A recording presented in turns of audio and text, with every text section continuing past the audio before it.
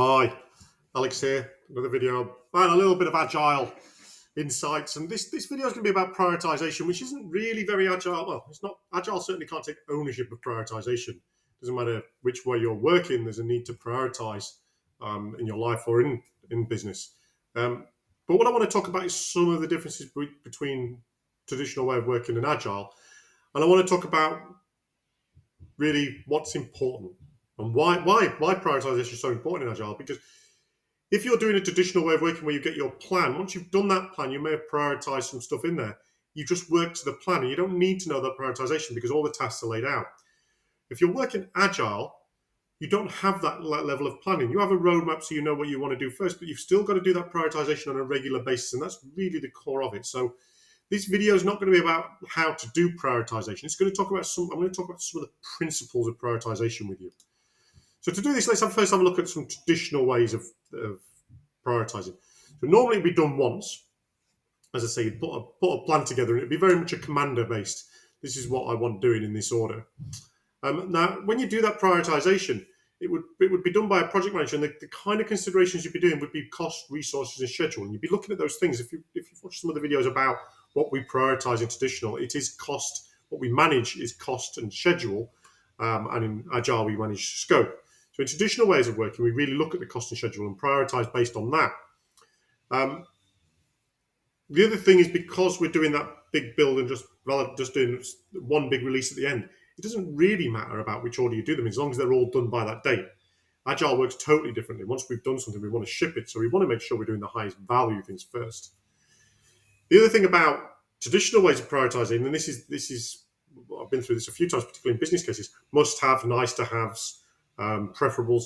You tend to put this is priority one, this is priority two. But there could be lots of priority ones and lots of priority twos. This is a real failing of the system. I don't like to bang and bash traditional ways of working, but it was a real failure. I've done it in many exercises where you're trying to prioritize and get the order, and everything ends up being high priority, which doesn't then work. So the agile way of working in all of the frameworks really advocate for a different way. Now, these are all, if you're working doing prioritization, if you want to be agile and you want to think, well, let's see if we can apply some agile principles. Really, you've got to follow these criteria. It's continuous. You can constantly change that priority, and this is where the name agile comes from, right? You can change the priority because you're working in time increments that are really small. If you're working Scrum, for instance, every 2 weeks, you'd be able to relook and change your priority. It's got to be done with the people who own the priority. Really take ownership of it. Now, there's this thing called WSGIF that's part of Scaled Agile, which sort of sets a calculation up and gives you a number. That's nice, but really you've got to own it. And you've got to sort of, the product owner would normally own it, someone who owns the backlog, but really the team's got to own it. They've got to understand and believe in why they're working on that item first. So ownership's really important over command. It is always customer value driven. We don't ignore cost and resource and trying to schedule, someone's going on holiday, so let's not do that first. But really, every question should be, how much value is this to the customer? And because we deliver it incrementally, that's really important. And it's relative. We have this thing called stack ranking. So when we do our prioritization, we don't go through each card individually, each requirement individually, say, oh, that's a such and such and that's a such and such. We have to look at them all together and put the highest priority at the top and then sequence them down to the lowest priority. And then we only really look at the top. And this is why you have to have one backlog. You can't have two teams working on two separate backlogs, because if you do, you end up with two things at the top and two ones. So single backlog, everyone knows what the priority is, and we all swarm around doing those priorities first. And that's prioritization and why it's so important.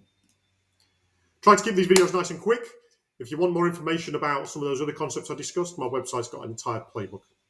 All right, I hope you enjoyed this video.